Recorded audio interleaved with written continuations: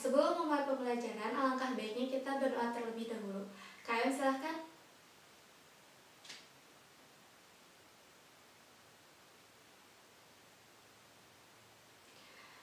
Baik, apakah ada yang tidak hadir hari ini? Sinta? Kenapa? Oh, izin. Baik. Pada pertemuan kali ini kita akan membahas materi tentang peristiwa pengangkatan Nabi Muhammad menjadi Nabi atau Rasul.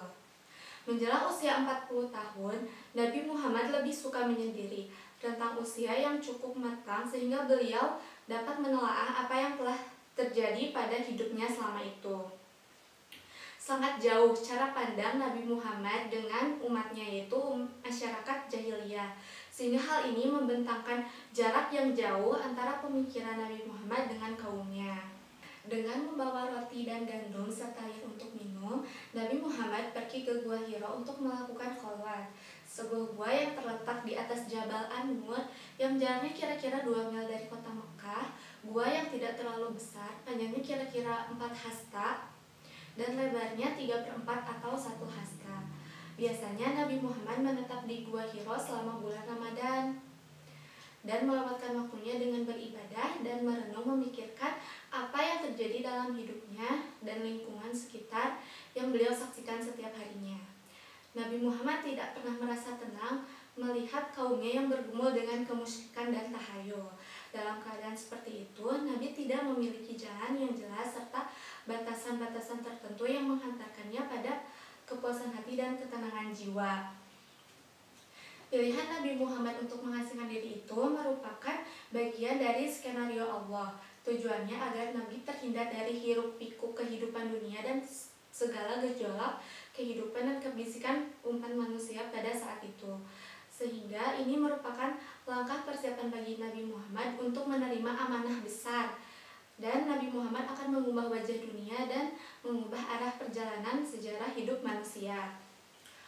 Allah menguji Nabi Muhammad melalui pengasingan diri selama 3 tahun sebelum Allah membebaninya dengan risalahnya. Nabi pergi untuk mengasingkan diri dalam jangka waktu sebulan dengan membawa ruh yang suci sambil memikirkan kegaiban di balik kehidupan nyata, hingga tiba saatnya untuk berhubungan dengan kegaiban tersebut atas izin Allah Subhanahu wa Ta'ala. Ketika usia Nabi genap 40 tahun, di mana Nabi sudah mencapai kematangan usia, bahkan ada pendapat yang mengatakan bahwa para rasul diangkat menjadi rasul pada saat usianya genap 40 tahun. Dan pada usia ini juga mulai tampak tanda-tanda kenabian yang muncul pada diri Nabi Muhammad. Salah satu dari tanda tersebut adalah mimpi yang dialami oleh Nabi Muhammad berupa fajar yang sedang menyingsing. Mimpi tersebut Nabi alami selama 6 bulan berturut-turut. Mimpi ini merupakan satu bagian dari 46 bagian tanda-tanda kenabian. Pada saat pengasingan itu genap 3 tahun, melalui Gua Hira ini Allah berkenan untuk melimpahkan rahmatnya kepada penghuni bumi. Allah memuliakan Nabi Muhammad dengan nubuwah dan mengutus malaikat Jibril untuk membawa wahyu berupa ayat-ayat Al-Quran. Sebagaimana sebuah hadis yang diriwayatkan oleh Imam Bukhari, Aisyah menceritakan kisah tentang wahyu tersebut, peristiwa yang menjadi tonggak perubahan yang membawa binar cahaya Allah, menguak tabir kekufuran dan kesesatan, sekaligus mengubah perjalanan hidup dan meluruskan perjalanan sejarah umat manusia. Berikut isi dari hadis tersebut. Aisyah berkata, yang mengawali turunnya wahyu adalah berupa mimpi yang baik dalam tidurnya Rasulullah. Rasulullah tidak pernah bermimpi melainkan menjadi kenyataan seperti merekahnya cahaya subuh. Sejak itu, Rasulullah lebih suka menyendiri dan mengasingkan diri ke Gua Hira dan bertahanus di sana dengan cara beribadah bermalam-malam. Setelah sebelumnya pulang ke keluarganya dan menyiapkan bekal, lalu kembali lagi kepada Khadijah dan kembali dengan membawa bekal. Sampai datanglah kebenaran di gua tersebut. Ketika beliau ada di Gua Hira, datanglah malaikat berkata, "Iqra, bacalah." Nabi Muhammad berkata, "Ma'ana biqori, sesungguhnya aku tidak dapat membaca." Kemudian malaikat itu merangkul Nabi Muhammad sampai Nabi merasa sesak, lalu melepaskan kembali dan berkata, Iqra, bacalah. Nabi menjawab, ma ana biqori, aku tidak bisa membaca. Untuk yang kedua kalinya, malaikat itu merangkul Nabi Muhammad sampai Nabi merasa sesak lalu melepaskannya dan berkata untuk ketiga kalinya malaikat tersebut, Iqra, bacalah. Dan Nabi Muhammad menjawab, ma ana biqori, aku tidak bisa membaca. Kemudian malaikat itu merangkul Nabi lagi dan melepaskannya. Lalu berkata, Iqra bismi rabbikal ladzi khalaq, bacalah dengan menyebut nama Tuhanmu yang menciptakan. Khalaqal insana min 'alaq, dia telah menciptakan manusia dari segumpal darah. Iqra wa rabbukal akram, bacalah dan Tuhanmu lah yang maha pemurah. Alladzi 'allama bil qalam, yang mengajarkan manusia dengan perantara kalam. Alamal insana ma lam ya'lam, dia mengajar kepada manusia apa yang tidak diketahuinya. Quran Surat Al-Alaq ayat 1-5 yang merupakan wahyu pertama yang diturunkan oleh Allah kepada Nabi Muhammad melalui perantara malaikat Jibril. Kemudian Rasulullah SAW mengulang bacaan tersebut dengan hati yang bergetar hebat. Setelah itu beliau pulang kepada Siti Khadijah seraya berkata, Zamiluni, zamiluni, selimutilah aku, selimutilah aku. Dengan rasa kasih sayang, Khadijah menyelimuti Nabi Muhammad sampai beliau tidak menggigil lagi.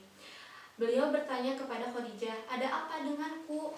Lalu menceritakan apa yang telah dialaminya. Dan Nabi berkata, aku khawatir terhadap diriku sendiri.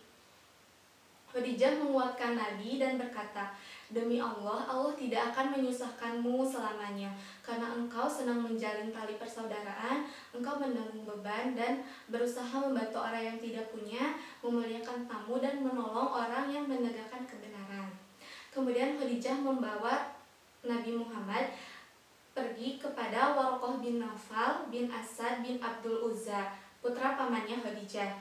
Dia adalah seorang penganut Nasrani pada masa jahiliyah.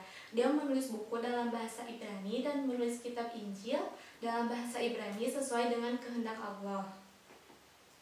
Dia telah tua dan matanya juga buta. Khadijah berkata kepadanya, wahai putra pamanku, dengarkanlah kisah yang dialami oleh putra saudaramu. Waraqah bertanya kepada Rasulullah, wahai putra saudaraku, apa yang telah engkau alami? Kemudian Rasulullah menceritakan apa yang telah dialaminya. Lalu Waraqah berkata kepada beliau, ini adalah wahyu yang diturunkan oleh Allah kepada Musa. Wahai, sekiranya saya masih muda, sekiranya saya masih hidup ketika kaummu mengusirmu. Lalu Nabi bertanya, apakah kaumku akan mengusirku? Waraqah menjawab, ya, belum pernah datang seorang laki-laki membawa seperti apa yang kamu bawa, kecuali dimusuhi. Andai kata aku masih hidup nanti, sungguh aku akan benar-benar membantumu. Tetapi sebelum wahyu berikutnya turun, Waraqah telah meninggal dunia. Nah, inilah peristiwa pengangkatan Nabi Muhammad sebagai Rasul atau Nabi. Apakah ada yang ingin ditanyakan? Jika tidak ada, dicukupkan sekian untuk materi kali ini. Wassalamualaikum warahmatullahi wabarakatuh.